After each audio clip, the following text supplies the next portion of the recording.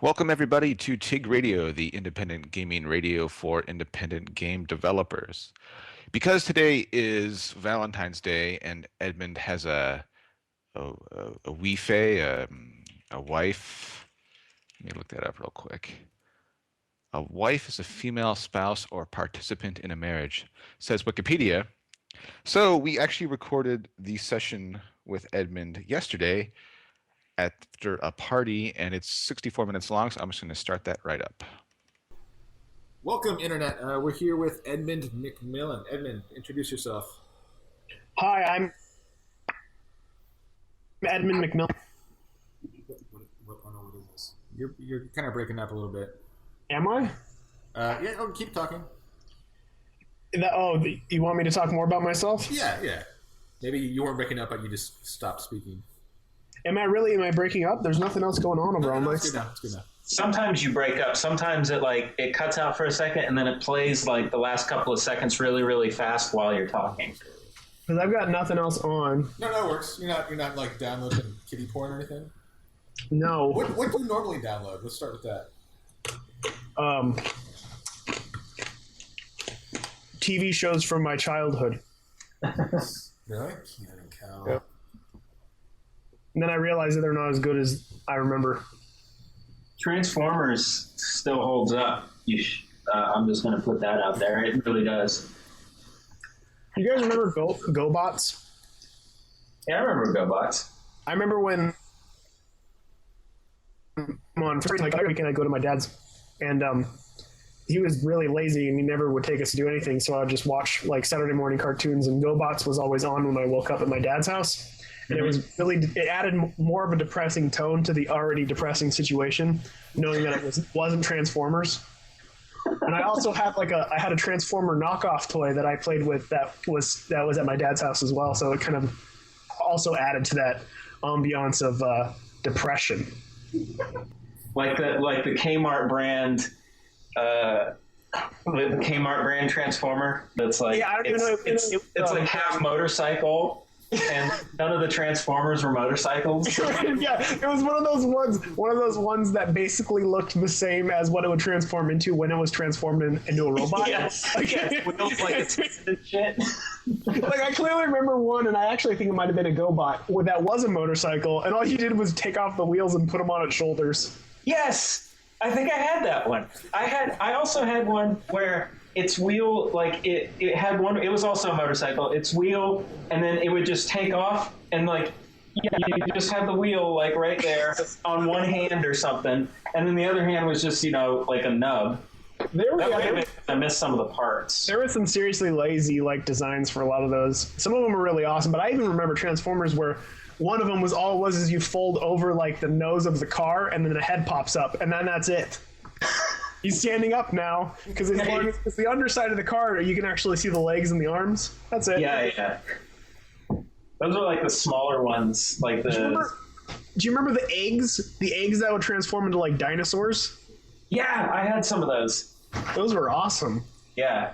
Do you remember the there was a time when they had these Ninja Turtles that would transform from Ninja Turtles into pet turtles? And their arms and legs would fold up into the shell. I had all. They had They had the bad guys too. They had Bebop and Rocksteady transform. Yeah. I had those. I forget. Awesome. Rocksteady turned into a rhino, and Bebop's just like a pig, right? Yeah, no, they transformed from their original forms, which were punks. Oh, that's right. Yeah, they were punks / rhinos. And their chest would open up, and you'd spin the head into the body, and the other head would pop out. Yeah, that was awesome. So first thing I'm going to do when we finally get money from Super Meat Boy is go and buy my childhood all over again. See, I've already been through that phase. I went through that phase in Charlotte. Well, I've been through that phase for forever, but I'm gonna finalize it. I'm gonna get over it eventually. Nice. Yeah. It's good to have goals. Yeah. So. Cool. So yeah, that's the introduction of who Edmund is. So what are your goals? Speaking of goals, with Super Meat Boy, are you guys trying to do? Fuck it, We're trying to do nuts. just keep talking about GoBots and shit. Enjoy each other's company out loud. What's the question? What are we trying to accomplish? The question is, Finish what the you game. guys? So I mean, I don't think you guys have ever outlined an actual goal publicly. Like, so Meat Boy was a very popular Flash game, and Super Meat Boy, what was the genesis there? You guys have probably answered this question 100 times. Yeah, I'll answer it again though. I mean, we as you probably noticed, the interviews that we get when we get a repeated question, we usually make something up. If people already know, but no, yeah, basically the Flash game came out and it did really well, and it was around the time where I had been talking to Nintendo. I don't know. Do you guys remember when I did that like calls to Nintendo video? Yeah. Okay, that actually was that was where they contacted me from. And when I posted that up, it somehow got back to the guy that was in charge of WiiWare, and he actually said, he called me up and said, "Are you serious, about wanting to be on WiiWare? Because you don't need to talk to Reggie, you need to talk to me." And I said, "Yeah, we're trying to work out the details." And it was around that time that I had just put out Ether, and Ether was I really was into it, and I wanted to do something with it. And it seemed like more appropriate for the cursor-based Wii. So basically, it went from there, and but I didn't know anybody who could program for the Wii, and I didn't really have the money. So me and Tommy started working together on Gray Matter later that year after Meat Boy, and I kind of like, "Hey, what do you think about making a console game?" And he said, "Okay, I can do that." I'm Tommy. I can program anything. And Gray Matter was that really fucking hard like arena shooter, right? Yeah, What? Gray Matter. I missed that. Oh yeah. Like, Gray Matter was the really really hard like arena shooter game, right? Yeah. It was awesome. Like brutally difficult. Or maybe I just had no reflexes. You have no reflexes, and it was difficult. Yeah. Okay. What are you guys eating? I hear you like are you eating chips? Chips. Yeah. To explain to the TIGRadio viewers at home, we're actually on a snowball. So Ben and I are actually in the same room right now, and we are indeed eating chips. And the blue snowball is kind of a good microphone, so it picks up. Sounds like some like bathroom stall. Yeah, you'll probably pick up all of our miscellaneous activities.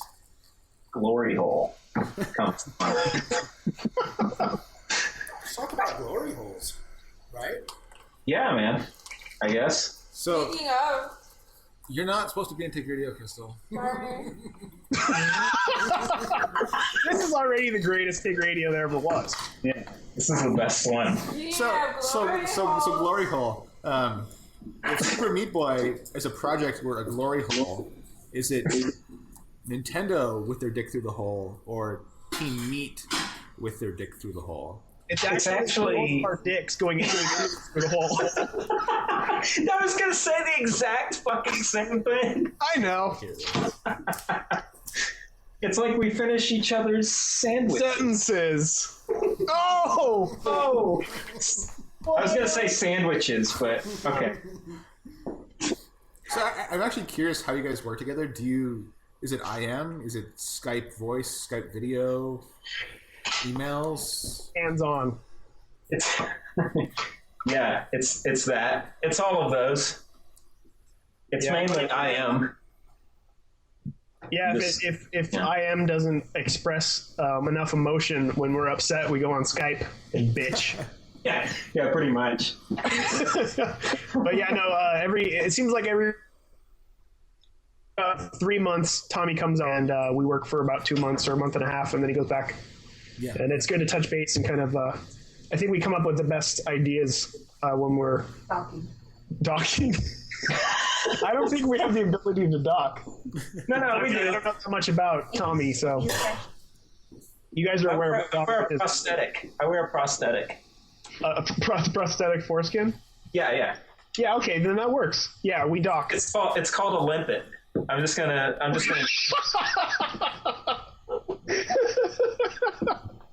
Oh man, that needs to be prosthetic foreskin. You picked it up at Walgreens? Yeah, is it like one of those like finger traps?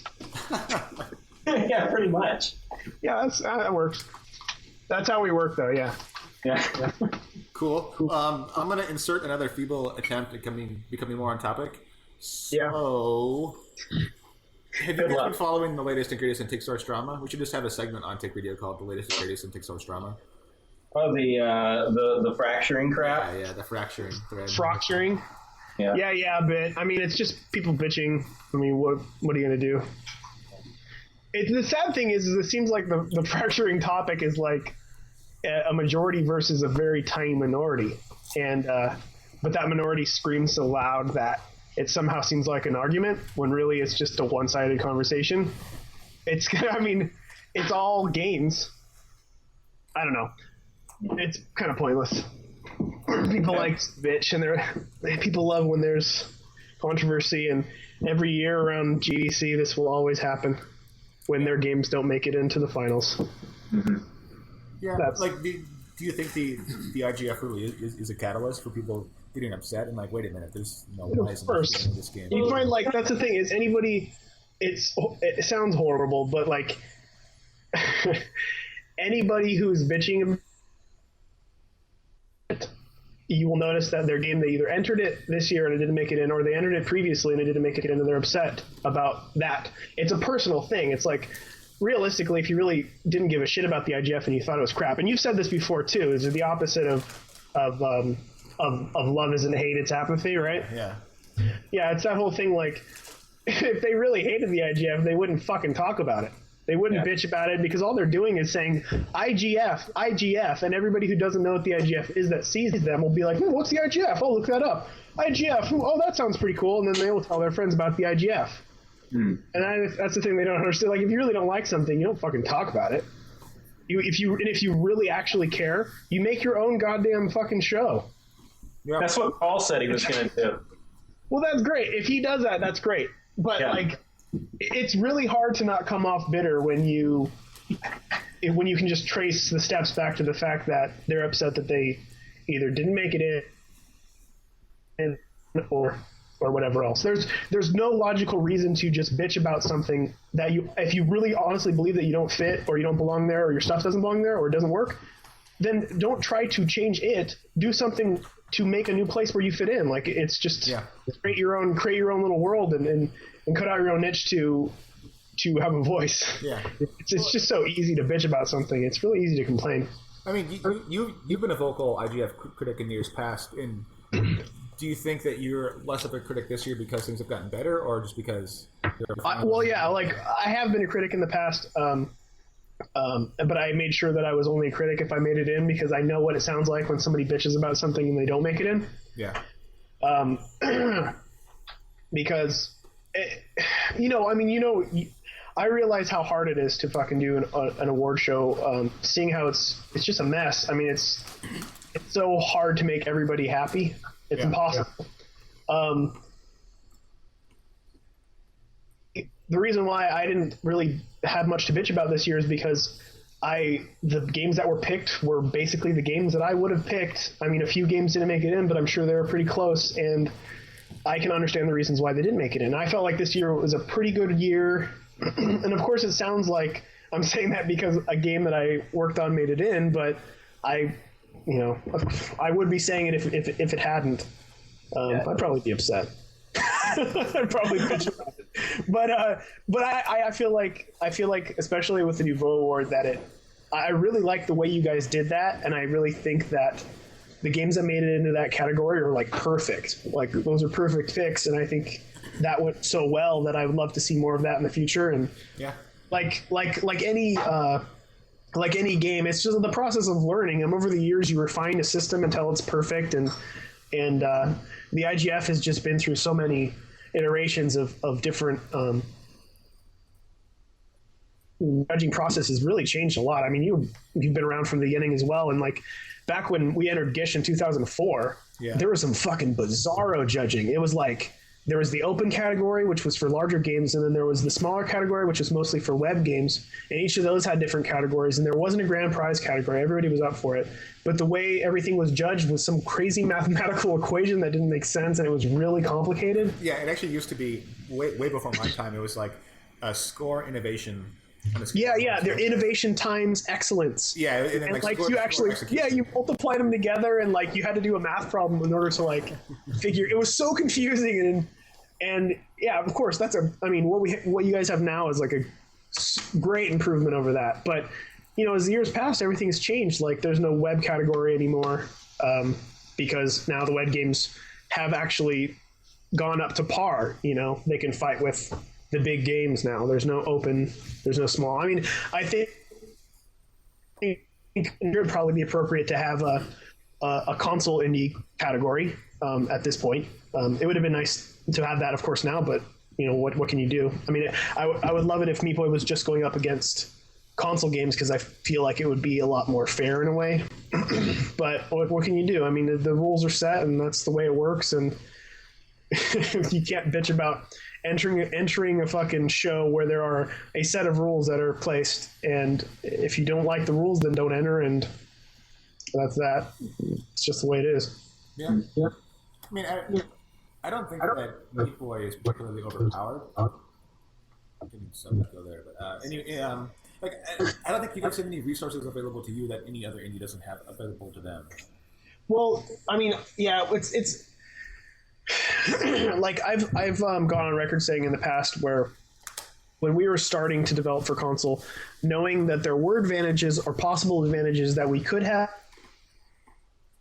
over other games when it came to testing and that sort of stuff too, because I was aware of this was when Alex and I were working on Gish 2, and we were working on it for Xbox Live then, and there were basically I was being informed on all these things I had no idea about. Like if you're on Xbox Live, you will have access to basically like a team of testers who will test your game thoroughly, and you could also even go out and they will fund like development or focus testing and stuff like that, like focus groups. And I'm thinking like, if I had those advantages and I was using those, then of course I would feel like I was at an advantage in a way.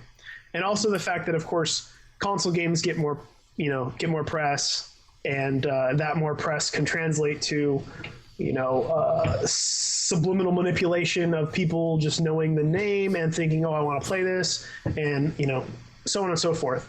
And that can kind of fuck with judges' heads and think, I don't know, in a way make the game seem better than it could possibly be.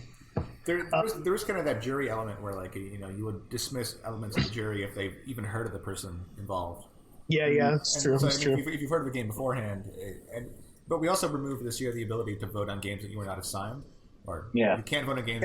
I heard about that. Yeah, that was designed to solve the fact that after you're done with your assignment, you just go vote on the games that you've already heard about, and they kind of strengthens games and have been doing well already. Yeah. So I feel like it's a pretty even playing field so far. Yeah, I mean, of course, like everybody's gonna bitch for every little thing, and I've heard many reasons of why Super Meat Boy shouldn't be in the IGF. Surprisingly, I haven't heard anything about it being a console game, which is what I actually expected. But what I was getting at before was that we didn't end up doing Gish for the Xbox, and working on Super Meat Boy for the Wii. We've actually had we've had nothing from Nintendo that would give us any edge on the fact that people might know the name more. And I feel comfortable with that, and comfortable with entering a game, and it has no outside funding. I mean, me and Tommy are fucking broke and struggling as much as we can, and all the press that we've done, we do ourselves. And all the plush toys are made by my wife, and we print out the comic ourselves and just make enough money to pay for them by selling, X amount of signed copies. And this is everything we've been doing is independent and screams independence. But like I said, I mean, people will always have a reason why so-and-so shouldn't make it in. And I've heard we shouldn't be in because I was involved with Gish, and Gish won the grand prize in the past, so I shouldn't be up for the grand prize. All those people, all those morons that think that, they forget about me. I know. That's the thing. Like it sucks to have, like, I guess you could say, in a way, my celebrity screams so loud that somehow they don't see that there is a huge of me is sitting right next to me, and he has not gotten an award for his independent games that he's been making over the years, and he's somehow not going to be acknowledged. Like, I didn't make this game by myself. If Tommy wasn't there, this game would not have been made at all. We are a team. You know, we even when it comes to design, we go in together and bounce stuff off of each other. It's a 50-50 thing with us, and yeah. The cool thing is Tommy's really cool with press and stuff. So all the press that we do together, and there's nothing like. I don't know if I'm cool with press. I just kind of like making fun of press. Well, you're okay with being involved in that. Yes, this is true. Yeah, I had that whole argument on. Well, it was. I don't know if it was an argument, but it was a back and forth with Anna on Twitter. They're like, oh, I think she was saying, oh, it's more Edmund's name than your programming, and I copied and pasted a bunch of the judges' comments that said that the game should be like the indie version of Unreal 3 or something like that. I was like, well, what does that mean? that's something. Ed didn't do that. She's like, oh, okay. Like, all right, whatever. Yeah. Anna can't. I think Anna has a hard time seeing that it's something beyond what I'm involved with. Like, she still sees it as just Super Meat Boy, Edmund McMillen, and that's that. Yeah. But I mean, me and Anna are friends, and I respect her for, you know, the fact that she sticks to her guns and her views and whatever else. So that's cool. But we will agree to disagree on if we should be in the finals, because I believe we should. Yeah. But that's, you know, it's fine to have different opinions. It's not fine. It's not fine. Everyone, You're right. Everyone needs to think how I think. Yeah, or they die. Yeah.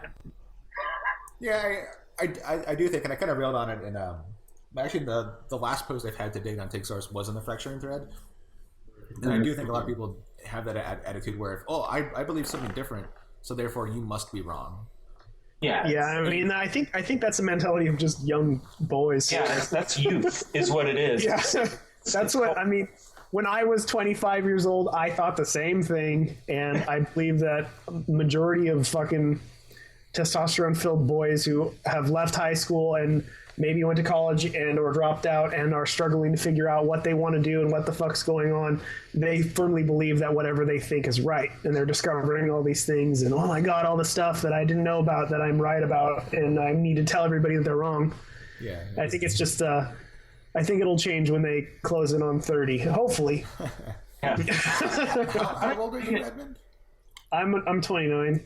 Cool. I'll be 30 in like a couple weeks. When's your birthday? What? You're cutting out. When is your birthday? Because a couple weeks is GDC. Like, is your birthday on? Yeah, GDC? it's close to GDC. My birthday is March 2nd. Okay. Yeah. You're an old man. For the record, I am also 29, and I turned 30 in April. But I mean, Yeah, there are so indies old. that are there are indies that are far, far older than us. They're quite No, there's not.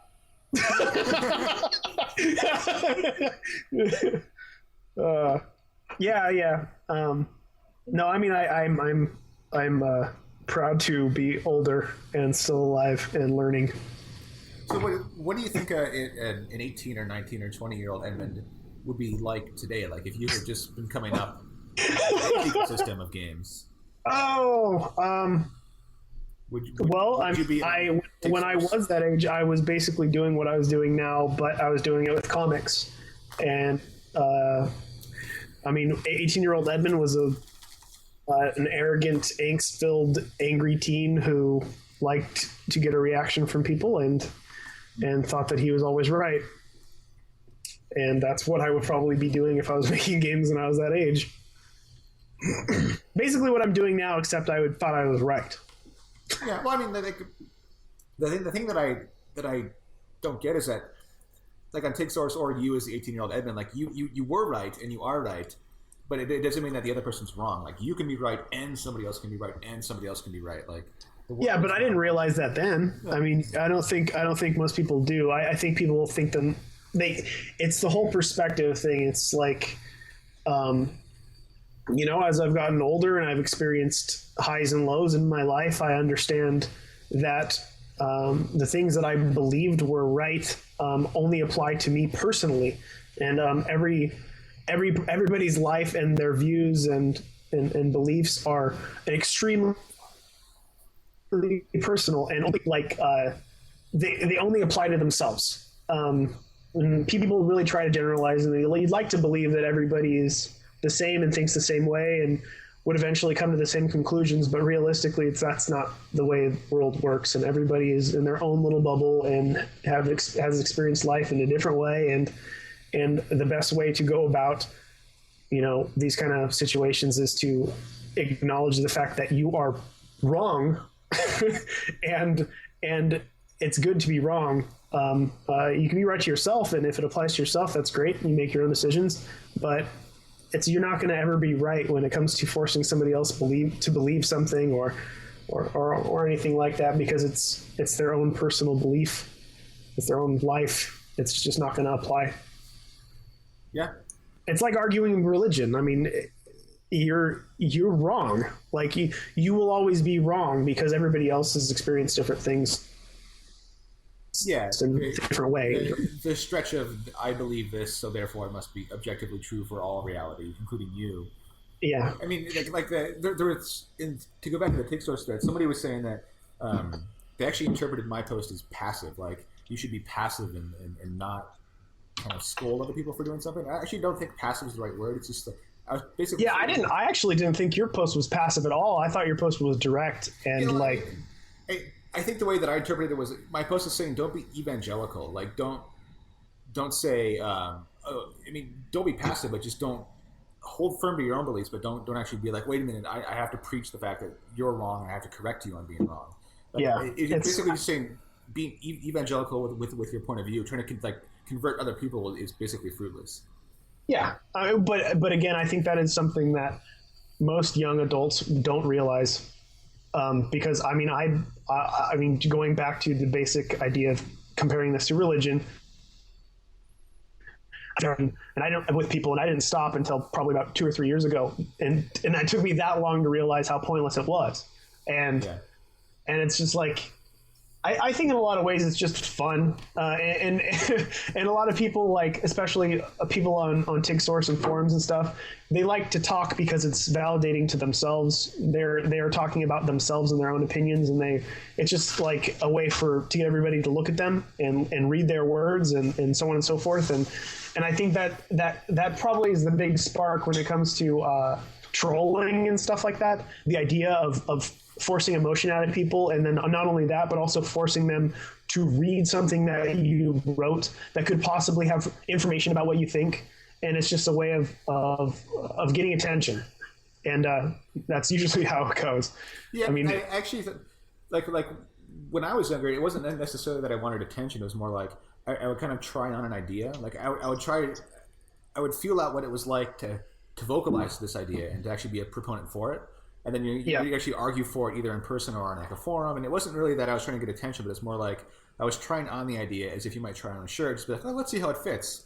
And then, I might argue for a point kind of for argument's sake. And then like a week later, actually be like, well, okay, those words coming out of my mouth didn't make a lot of sense to me.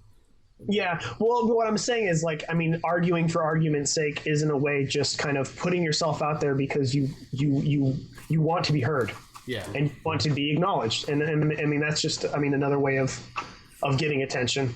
It's fine everybody wants attention. It's not a negative thing to want to be heard and acknowledged and exist.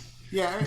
All I'm saying is people have impulsive animal instinct ways of trying to knock other people down to raise themselves up or arguing for argument's sake and yada yada yada, and I believe that is something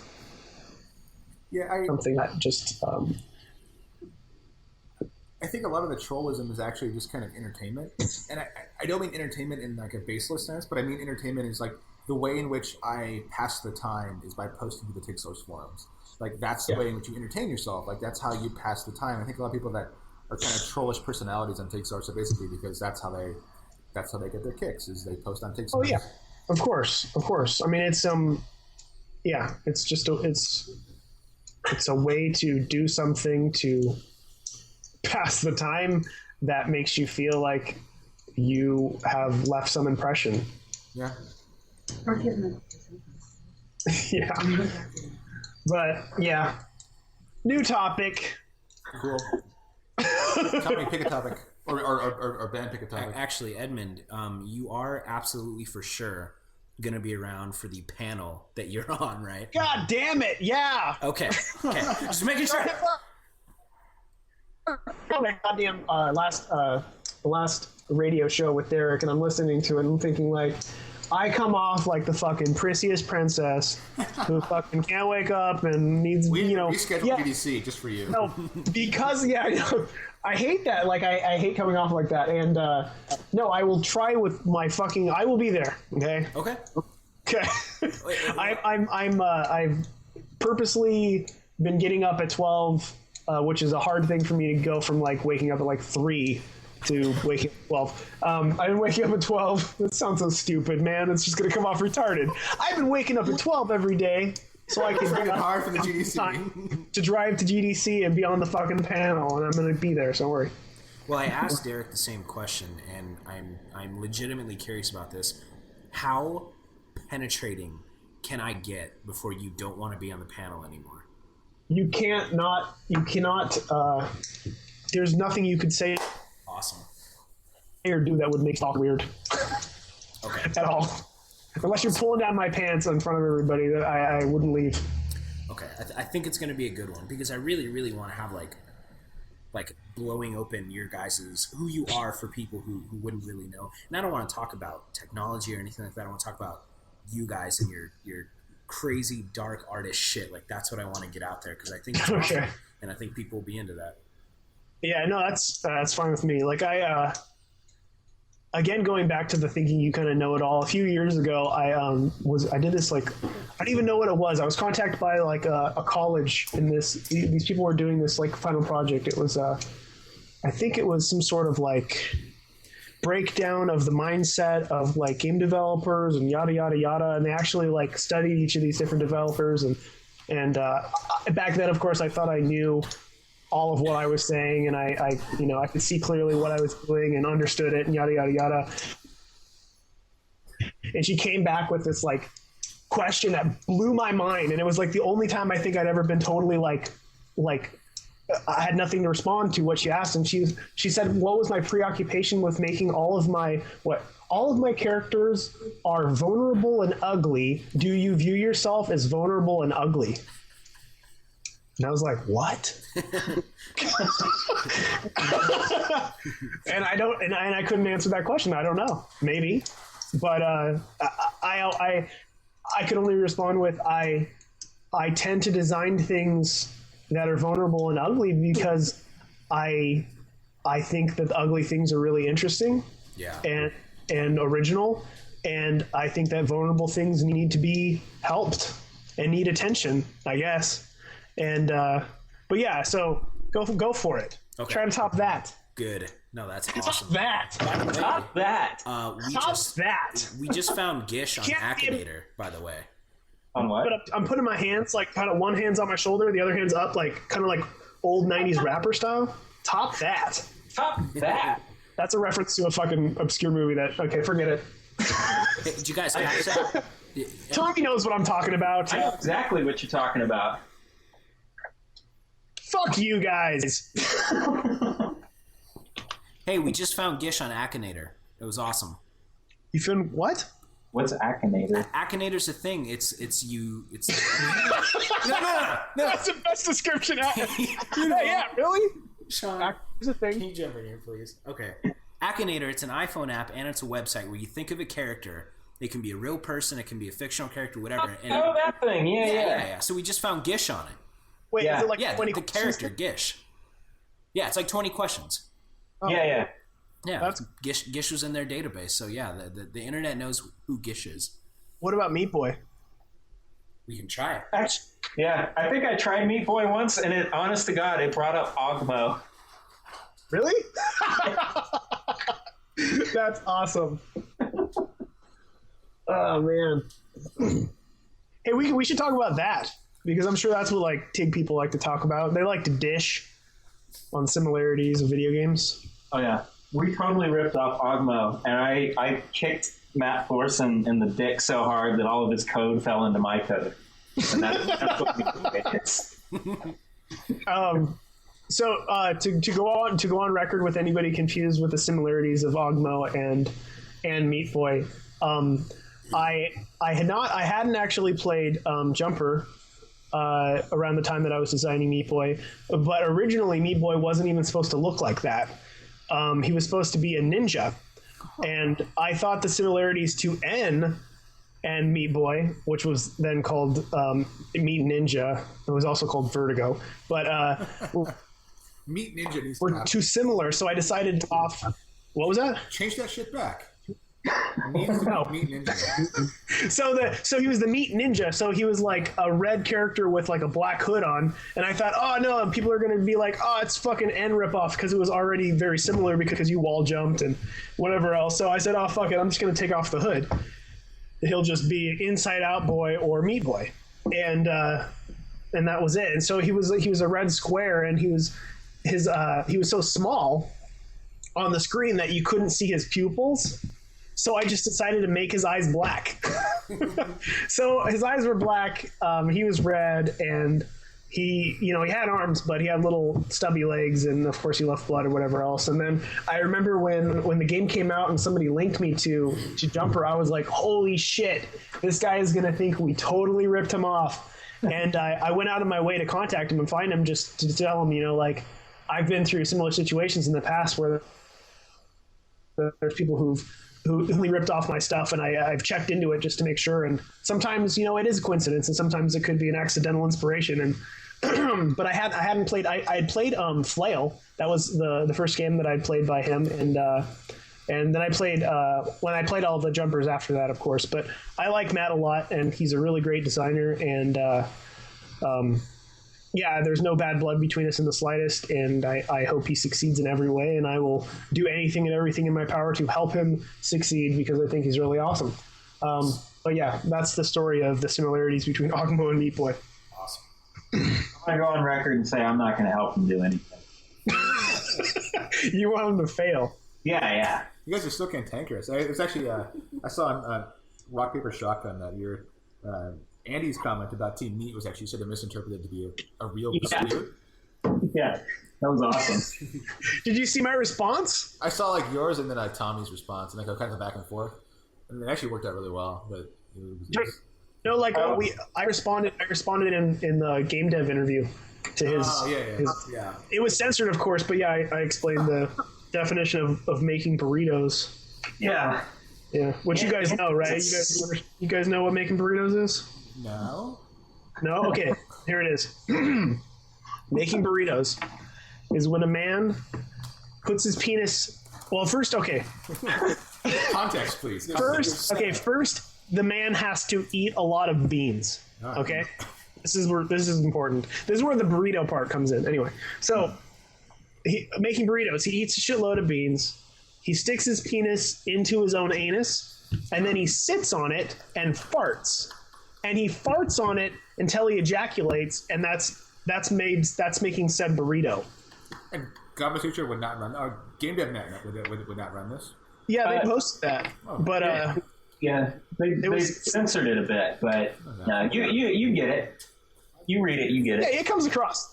Yeah. And I said that Andy Schatz is a pervert who makes burritos, and I explained what making burritos was, and Andy Schatz does do that. So It's Andy Shots, please. Schatz. Shots. No, it's actually Shots. Past Like- tense of Like I'm calling the shots. Andy Andy Shots. Schatz. Andy's So awesome. it's Schatz. I like Shots better. I like Schatz way better. Should have had him come on as a surprise guest, and you guys could fight it out. That would be awesome. I'm now drunkenly checking my cell phone. Andy Schatz. Andy Well, I actually had a question for you guys. I'm actually really curious about business development demeanor, because we're kind of gearing up to do business development contacts with platforms. So when you guys have a call with Microsoft or anybody else, or Nintendo or Sony or whoever the fuck, is it oh crap, there's a conference call with such and such and such producers and people that are of importance, and you kind of have a stern, okay, will definitely address that concern. Face, or is it more of a, like it is right now, where it's just you guys shooting the shit, talking about... do you explain the burrito to Nintendo is kind of where I'm going with this? Or is it more of a wholly different demeanor? If Nintendo asks, we will explain it. No, we talk to them the same way we're talking to you guys. I mean, they're all real people. They're all adults. I mean, and they understand, what we're about and everything else. And I think it's also important to come off like that so they don't, if they see something weird in the press, they don't suddenly think, oh, whoa, that's coming out of left field, that sort of thing. And no, we're on the same page with everybody. And it's like an honesty thing almost. It's like this is how we talk to people, and we are serious about what we do, but maybe not necessarily serious when we actually talk to them. But I mean, whenever we talk to Nintendo or whatever, there's no business. There's no business Edmund, and there's no business Tommy. Okay. There's just regular Tommy and regular Edmund. Yeah, I actually think in retrospect, one of the mistakes that we made is I made as Flashbang early on, like 5 and 6 years ago. It was trying to appear more corporate and more suited and more like, oh, we're a studio, please call us during normal business hours, kind of a deal. Yeah. I think looking back on it, I would have just been like, nah, we're just like 2 or 3 guys making games because it's really fucking awesome. Like, that's who we are. I think that was it was a misconception, I think, in the early days of the indies, way back in 2005, 2006. When I was working for Chronic Logic, the attitude there was actually very similar. And one of the guys that I'd worked with would like go out of his way to not refer to me and Alex as individuals, but as the team, like to create the illusion that there could be more than 2 people working here. And there was a lot of that going on. It was always confusing to me because it seemed dishonest and it seemed like what's the point? Like, but things have changed, of course, and I don't know. It's important for me to be as honest as I can at all times, and for whatever personal reason I have for that. And it's I think it's working, and I think people. Hold on. We have a guest caller. Oh, great. Sorry to interrupt you on the business thing. Hello, Internet. Oh, hey, it's Andy Schatz. Oh, God. You're on TIGRadio with Tommy and Edmund. No, you're not. That's why I said hello, Internet. Okay. Hey, Andy. What's going on, guys? Are you making We heard trouble? you was talking shit. Yeah. Oh, I'm not talking. I'm just speaking the truth. Oh yeah, well, let's have a wrap off then. A wrap off? All right, bring it. Sacrifice something. Okay, Yeah. Tommy, are you gonna handle this? Just give me 1 second to prepare. I have to go get my Lakers jersey. 1 moment, please. Something about Rosie O'Donnell at a bisexual bridal shower. It's fine.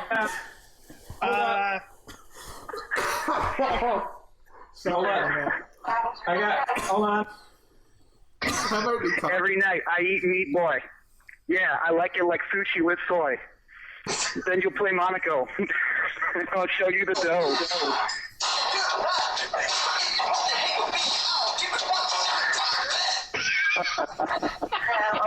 I can't believe we're actually live right now. I'm not on the website, so I feel a little blind right now. Because Danielle, Edmund's wife, has him booked up for Valentine's Day. So we're recording this and we will air. Yeah, there's tomorrow. a thing called fucking Valentine's Day. Jesus. So this is actually being pre-recorded. But I see. we're too lazy and not sober to edit anything. So we're just going to broadcast this as it is tomorrow. Oh, that's excellent.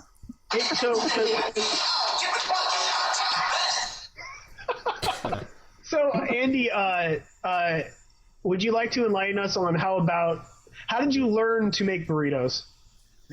How did I learn to make burritos? Yeah. Yes. I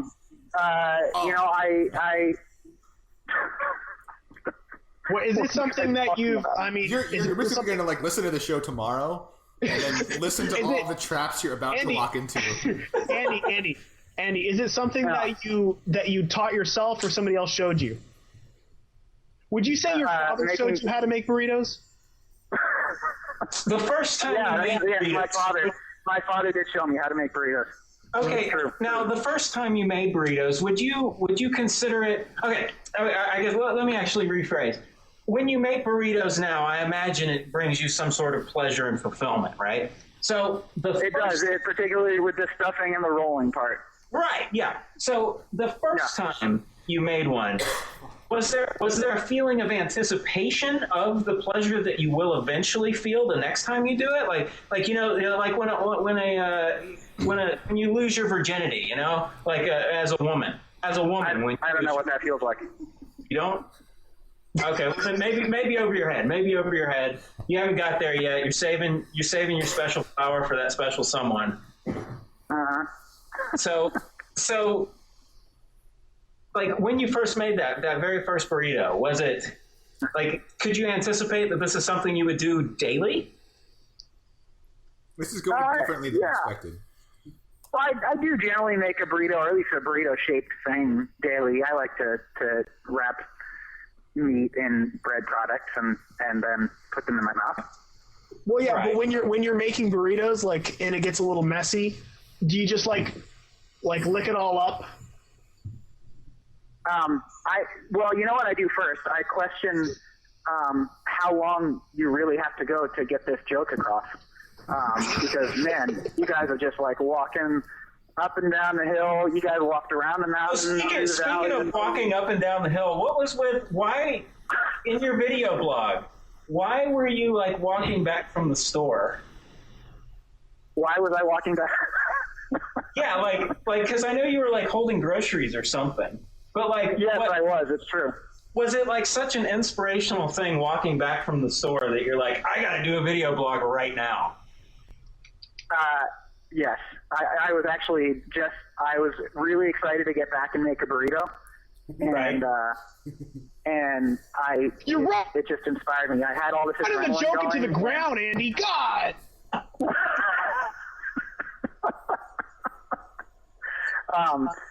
Why was I doing it then? Because I was doing my little video blog anytime I would walk somewhere, and generally it was to and from the coffee shop, but I kept fucking it up. So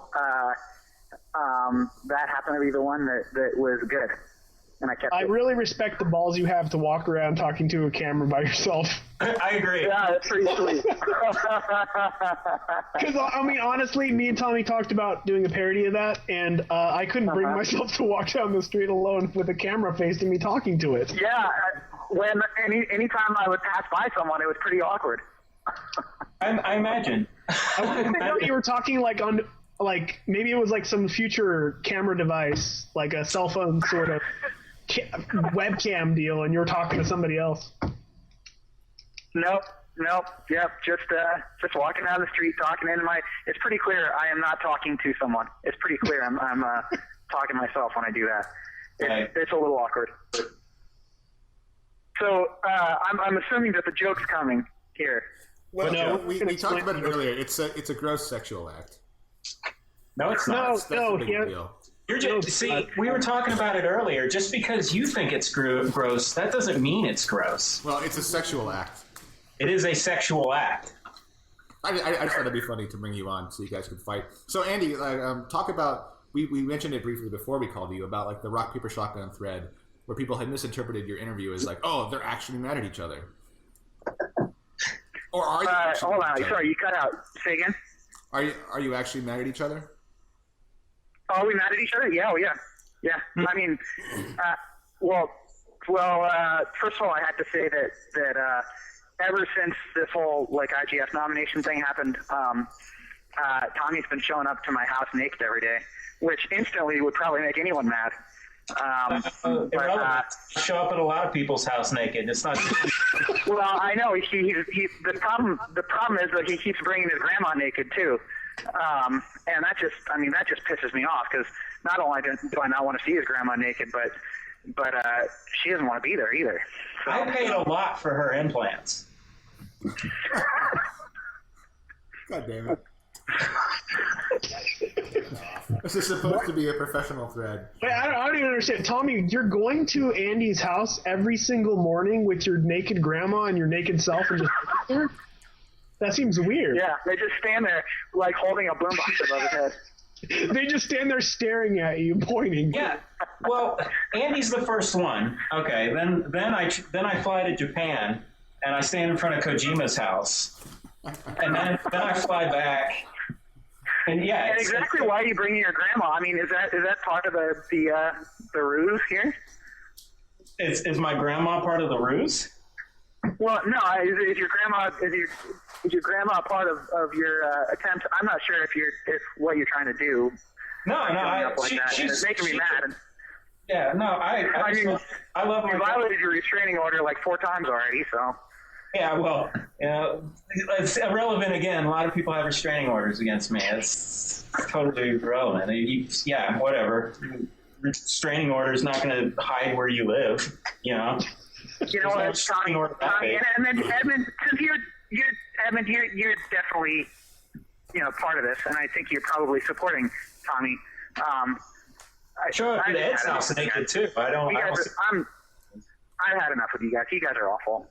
You guys just you pissed me off for the last time. I hate you, Andy. I hate your guts. I fucking hate your guts. Thanks for calling in, Andy. So we don't have to reveal that he just hung up. We can let you. Oh. Anyway, so we have another 10 minutes to go. I was gonna say something along the lines of Monaco, more like mono's the disease you get from kissing dudes. Yeah. Cool. Oh. So let's pretend to field questions from the chat as if the chat were actually live. Actually, let's just go into chat roulette. Oh, that's chat roulette. And take questions from them. Oh. Okay, what does somebody in the chat want to ask me? 200 pounds I can bench press. What happened to Goo? I really liked Goo as a project. Can I play it and buy it, or is the project done forever? It's done forever and never talk about it again. Next question. Next question. I love Gish 2. When can I play it and not just hear about it? Yeah, you're like one of the few people that actually played it. You actually played Gish 2. That's crazy. I am a Gish fan. When can I play Gish 2? You will probably never ever play Gish 2. That angers me. What is your address so I may drive to your house?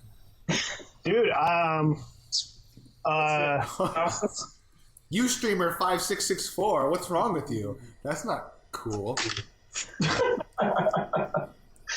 Ben has a question. I am occupied. Ben?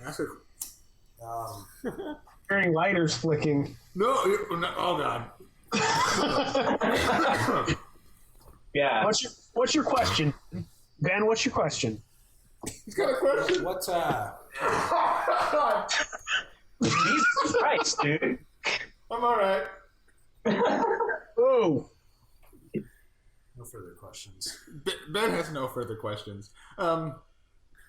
Do you ever write stuff down on the paper and you're like, yeah, I'm prepping this question. This is gonna knock it out of the park. We used to do some organizational stuff for TIGRadio before we just got messed up and pulled out a microphone. So no. You got no burning questions. Come on, I'll answer anything. Oh, okay. I'll answer nothing. Will you be making games your entire life? Like, do you, Edmund McMillen, foresee us hanging out as 65 or 75-year-old dudes reminiscing about computers back, in the early 2000s? I actually thought about that recently because I was thinking, are there any old dudes that are? But yeah, how old is Will Wright's what, late 40s now? He's 115. I could see. And how old is Miyamoto? He's old. Yeah. Yeah. So yeah, sure. I'd hope that when I'm that old, I'd care a lot less about maybe the TIG forums and that sort of stuff. I'll probably get over that. I foresee that.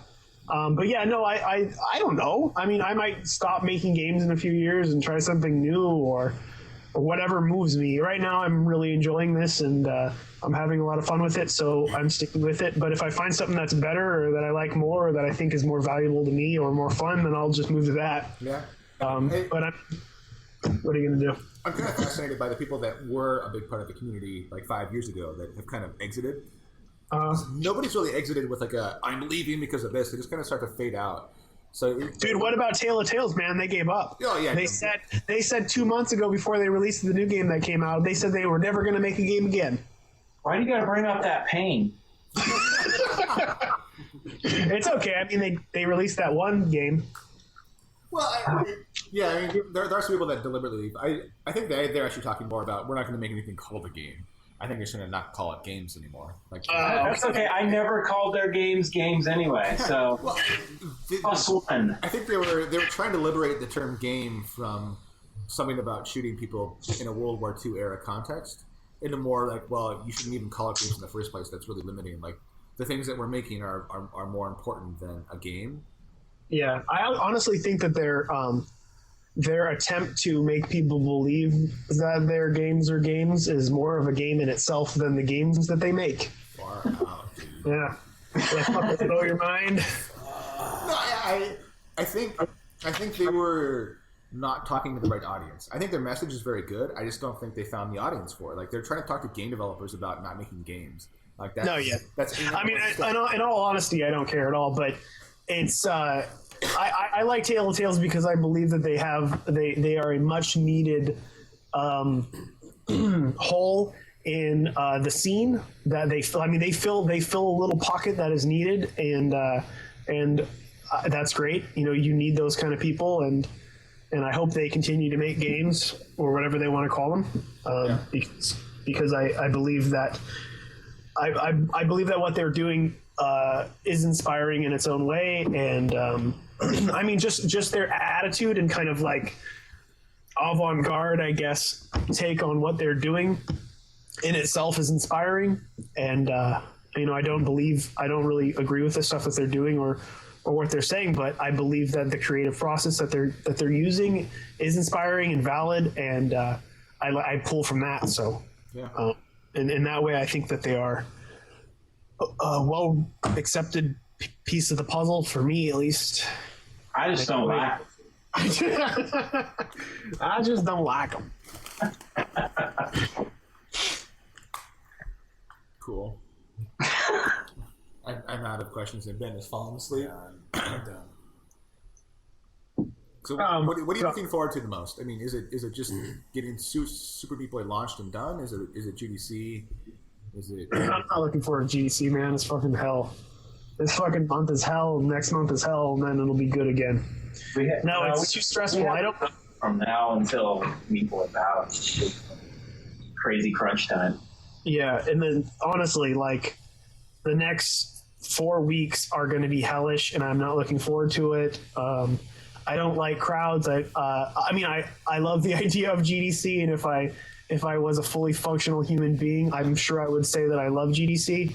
But honestly, I can't stand it because I don't like people. I don't like traveling. I don't like hotels. I don't like crowds. So all these things kind of pile up on me and they stress me out of it.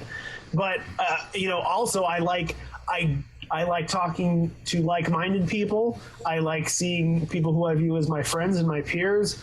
I really like seeing on other people's games and just kind of feeling juiced up by the whole experience and, you know, the creative environment that we're all, I feel united when I go. So those are the pros and cons for me. So right now I'm just trying to mentally psych myself up with the positives to try to enjoy the experience, and hopefully everything goes well.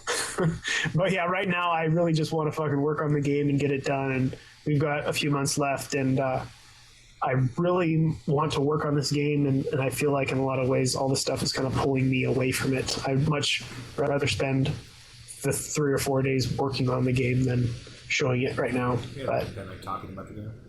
yeah. Well, with Meat Boy, it's like you can only talk about it so much. We set it up in a way so anybody can see exactly what we're going for. We don't have to talk about it. Like, that's the point. You know, it's not a game. It's a game that you simply play and you understand what's going on and you enjoy it. It's a fun game.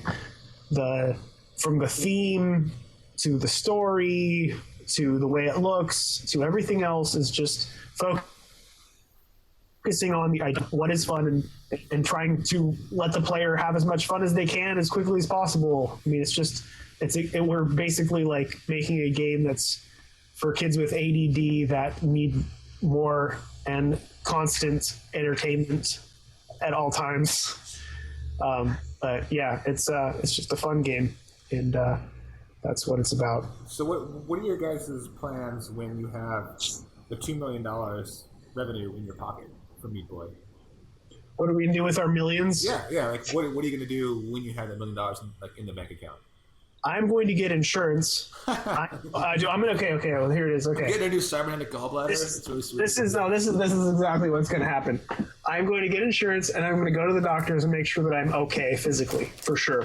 Like of course the gallbladder experience, they checked me out a lot, but I want to make sure everything's good. I need to go to the dentist.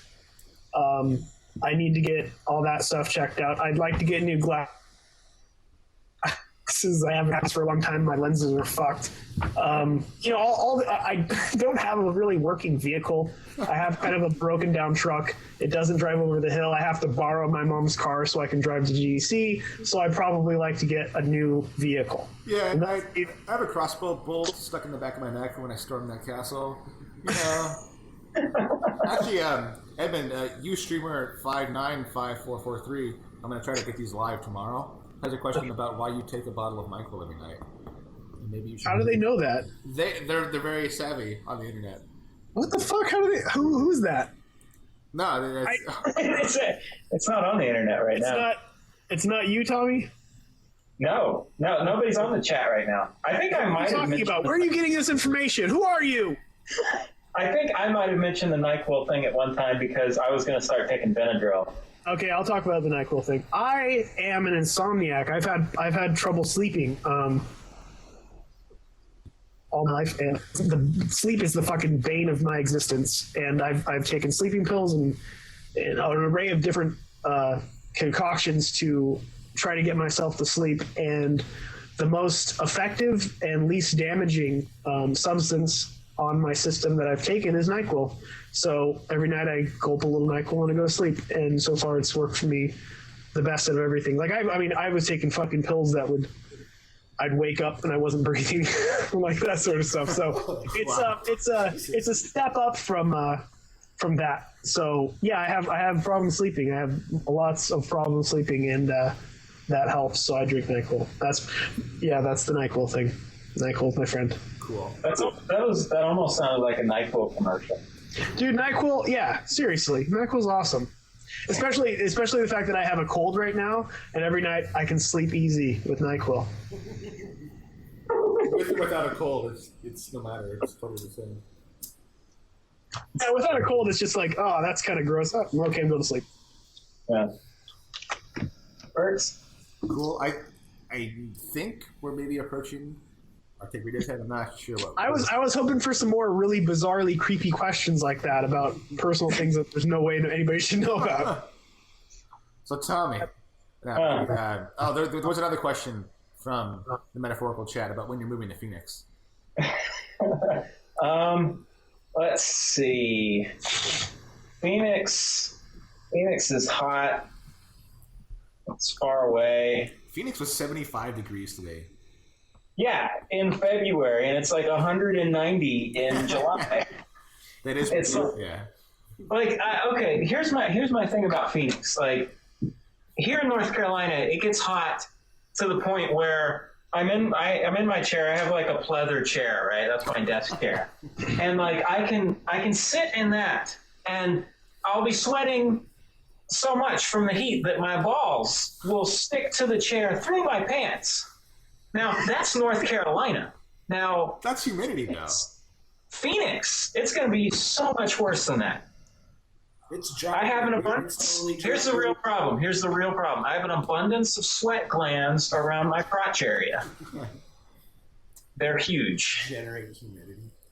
Cool. Well, I'm gonna. It looks like when we're walking around, I look down and it looks like Tommy pissed himself, and he's like, "Dude, I'm just hot." Yeah, it's just really, really hot out here. I can't help it. Yeah. Well, I'm gonna cut off the TIGRadio portion of the show. I'm gonna do the following words sober. So thanks for your time, Edmund. Oh, thank you. That was not awkward at all. Sweet. I am now somehow magically more sober, as it is now 24 hours later. And we're a little bit over time. So special thanks to our guest, Edmund McMillen, and surprise call-in guest, Andy Schatz. TIG Radio is put on by Matthew Wagner, Ben Reese, and Tommy Reffinus. TIG Radio, a theme song by Danny Baranowski. TIG Radio website by Kyle Pulver. TIG Radio is proudly sponsored by absolutely nobody. See you next week. And we're going to have Edmund on for some after show action in just a second.